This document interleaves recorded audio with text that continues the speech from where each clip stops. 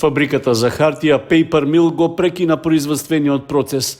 Пред 3 недели Државниот инспекторат за животна средина и издаде задолжение да продолжи со работа со користење на вториот котел, кој како енергенс ќе употребува природен газ метан.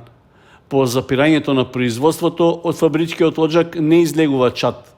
Трите последователни мерења на акредитираната лабораторија за животна средина претходно покажаа значително надминување на граничните вредности на емисијата на јаглероден моноксид. При извршен контролен инспекцијски надзор на 27 јуни, правното лице не работеше. Котелот кој користи пелети како енергенс е сопрен со функционирање, а по поднесеното известување од 23 јуни до Државниот инспекторат за животна средина очекува одговор за неговото натамошно постапување од Управата за животна средина. Стои меѓу другото во писмениот извештај од Државниот инспекторат за животна средина. Во моментот на надзорот, инспекторите били информирани дека во фабриката се поставуваат вакуум пумпи кај самиот котел заради сушење на хартиена маса потребна за процесот на фабриката за поекономичност во нејзиното работење. Екоактивистите од Кочани се задоволни што Paper Mill конечно почнал да ја почитува одлуката на инспекторатот, иако тоа требало да се случи уште од поодамна. Тие постапија според решението кое го донесе инспекторатот во моментот, како натаму ќе се одвиваат работите е прашање за инспекторатот. Ние сме задоволни дека нешто е мрднато од мртва точка и дека оди во правец на решавање на ова прашање.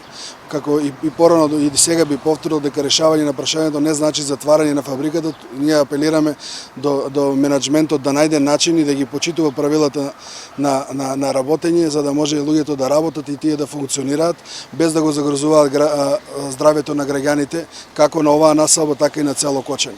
Ако продолжи во овој правец на решавање на проблемот, ќе бидат задоволни и граѓаните и вработените во фабриката и на тој начин секоја фабрика треба да функционира. И тоа беше нашиот и првичен, да кажам првично, зашто се и бунтувавме и зашто ги направивме сите овие работи за да дојде до ова решение. Благодарите сега за оваа ситуација во моментот. И ќе ја следиме понатаму, за да знаеме дека менеджментот и сите кои се вработени треба да работат, али да работат во границата на дозволено, овој народ да не биде загадуван и да дише чист воздух. Потписите уште ќе тераме, уште ќе продолжиме, се до на момент додека не видиме дека стварно резултатот ни е позитивен. Се надеваме оваа борба ќе биде успешна. Ова нека биде еден така светол прилеп, една светла точка во тунелот, дека може нешто да се промени доколку сите заедно сложно действуваме. И не само во овој случај фабриката Paper Mill, туку ова нека биде показател и со останатите чинители во градот, кои што работат во нестандардизирани услови и го нарушуваат здравјето пред се и на вработените и на останатите жители, дека ние сме така здружени граѓани кои што си го сакаме градот и нема да дозволиме девијантните појави во градот секојдневно да функционираат. Кривичната пријава против Paper Mill што ја поднесоа членовите на граѓанската иницијатива се уште чека судска постапка. Во меѓувреме продолжува и собирањето потписи за петицијата со која тие ќе ги информираат дипломатските и други меѓународни представништва за повеќегодишниот проблем со загадувањето на воздухот.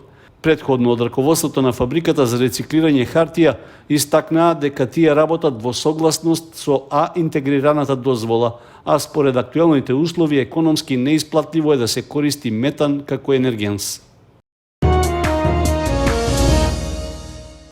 Земјоделските производители од Кочанско ја почнаа жетвата на јачменот, со што стартуваат активностите за прибирање на овогодишната реколта на есенските жита. Добиените приноси на почетокот најавуваат дека може да се очекува за 20% поголема количина од минатогодишните. За тоа влијание има и поволните временски услови во текот на вегетацијата. Минатата есен во Кочанско беа засејани околу 4500 хектари со јачмен и пченица. Од нив се планира да се добијат близу 9000 тони лебно жито и околу 7000 тони јачмен. Временските услови имаа различно влијание кај двете култури, поради што кај јачменот се очекува принос и над 400 кг од декар, што е повеќе од просекот за регионот. За една недела се очекува да почне и жетвата на пченицата, за која земјоделците исто така се оптимисти во поглед на приносите. За разлика од лани, годинава токму во април и мај, во периодот на вегетација, имаше доволно врнежи од дожд со што зрното се наполни. Земјоделците бараат дополнителна субвенција за есенската сеидба, како и решение за зелената нафта. Велат дека во моментот откупната цена на пченицата би била исплатлива само ако се движи меѓу 20 и 22 денари за килограм.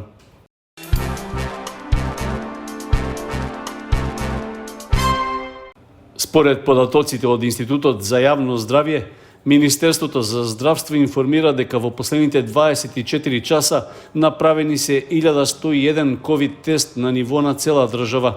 При тоа регистрирани се 168 нови случаи, од кои најмногу 91 во Скопје, потоа во Битола, Кавадарци, Тетово и Охрид, по тројца во Штип и Струмица, а по еден случај е регистриран во Кочани, Неготино, Радовиш, Крива Паланка и Дебар. Од вкупниот број позитивни лица, утврдено е дека кај 28 се работи за реинфекции. При тоа има и 90 оздравени пациенти, од кои во Скопје 59, во Куманово и Битола по 7, а во останатите градови по 3, односно по едно лице. Во текот на изминатите 24 часа не е пријавено ниту едно починато лице од COVID-19. Согласно регистарот на починати со дијагноза COVID-19 од мој термин, исто така не се регистрирани починати лица. Во моментот, бројот на активни случаи во целата држава изнесува 648 лица. Општинскиот комитет на ВМРО ДПМН од Кочани упати писмен одговор на писмениот допис до јавноста за заминувањето на ВД директорот од комуналното предпријатие Водовод. Воопшто нема потреба да се одговара на политички субјект кој е одговорен за најголемата изолација на државата во последните 3 декади и кој, освен личните дискредитации, воопшто не работи на конструктивни политики. Најголемиот театар кој го гледаат граѓаните моментално е оној во надворешната политика. Таму не сте ни глумци, но обични статисти. Криејќи се под плаштот на лажната авангарда која во овој момент ги крои политиките на она што остана од СДС, вие сте оние кои глумат жртви, а всушност само 5 години ви беа потребни да ја доведете Република Македонија во подредена состојба на подчинетост, сиромаштија и секојдневни задолжувања. Зар имате лице да се јавувате во јавност со најголемиот скроен буџет после Втората светска војна? Вие и вашиот центар од Скопје, кој ве менаџира како најобична малска продавница, сте заслужни за буџет од 4,7 милијарди евра. Иако сте загубени во преводот, за македонските граѓани оваа авантура ќе значи повисока инфлација, односно зголемување на цените на сите производи, иако мерките што ги преземате се краткорочни и без ефект. Зголемени и нови даноци, акцизата на горивата кога ќе ја чепнете. Цената на електричната енергија ќе се зголемува. Не го прифативте нашиот предлог во собрание да се откажете од дел на ДДВ. ДДВ на прехранбени производи, и тој предлог не го прифативте, а можеше да биде 0%.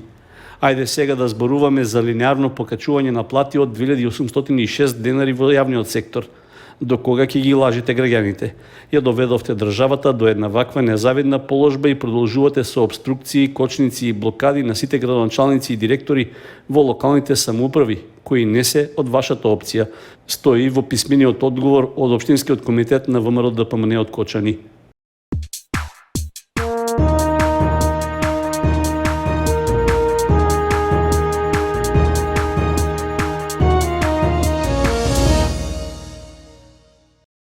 Виничкиот фудбалски клуб Слога 1934, кој и во оваа сезона ќе се надпреварува во единствената втора фудбалска лига, е пред сериозно прашање како да ги обезбеди потребните финансиски средства за настап во второлигашкото друштво. Сумата што ќе биде неопходна за реализација на надпреварите на домашен терен, а уште повеќе на гостувањата, е многу поголема од минатогодишното првенство, а клубот се уште има и неподмирени обврски по повеќе основи. Иако до почетокот на новото првенство има доволно време за подготовка, сепак управата на клубот е исправена пред сериозен предизвик како да ја изменаџира сегашната финансиска состојба. Тоа беше и повод и на 10-та седница на Советот на општина Виница, клубот да се најде во вниманието на локалната власт, при што беше поставено и советничко прашање дали ќе се најде соодветно решение за состојбата.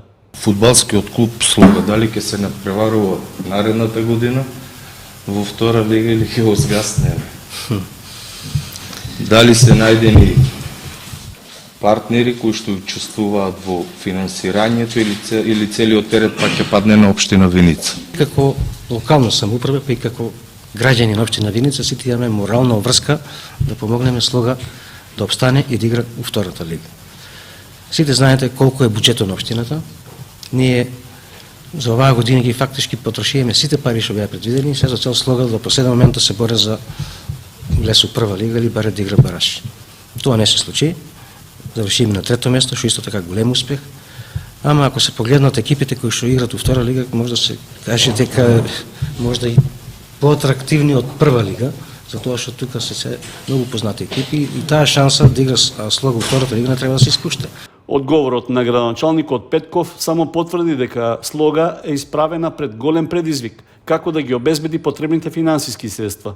Тоа е сериозно прашање, особено поради неплатените трошоци од претходното првенство, иако со одлука на Советот во декември минатата година на клубот му беа исплатени 2 милиони денари.